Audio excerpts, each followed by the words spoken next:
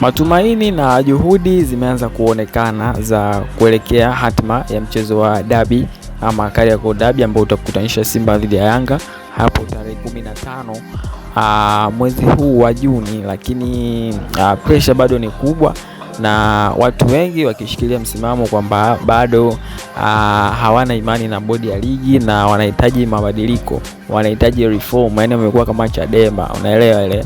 Kwa hiyo wanahitaji reform, wanahitaji mabadiliko zaidi ambayo wanataka wao ili waweze kucheza mchezo huu wa tarehe 15. So leo hii bodi ya ligi imeitisha kikao ya viongozi wa Yanga pamoja na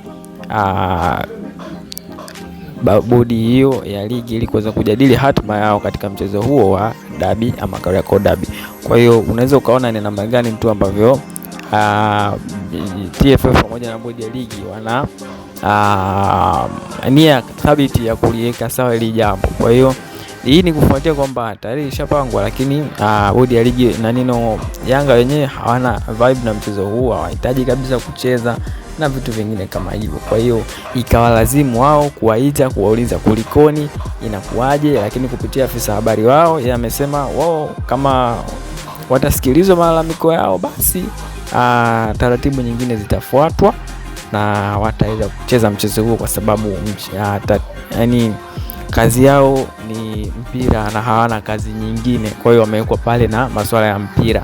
Kwa hiyo endapo swala la mpira litavurugika na itakuwa hawachezi tena, kwa hiyo hakuna namna ya wao kuweza kupata ugali na familia zao. Kwa hiyo wanahitaji mambo yawekwe sawa ili waweze kuridhia kucheza mchezo huo. Kwa hiyo lakini nimeona pia baadhi ya wanachama pamoja na mashabiki wa klabu hiyo nje ya ukumbi ule wa bodi ya ligi kuweza kujua kulikoni, kinachoendelea pale ni nini na vitu vingine kama hivyo. Lakini nafikiri mambo yataenda vizuri na taarifa zaidi kukujia, kwa sababu ni kikao tu cha muda mfupi ambacho kitakuwa na maeleweshano ya hapa na pale, huenda kupatikana suluhisho ambalo ni zuri ama ni suluhisho chanya kwa mchezo huu. Una maoni gani kwenye hili? Unaiona dabi tarehe 15? Weka comment yako hapo chini. NTV.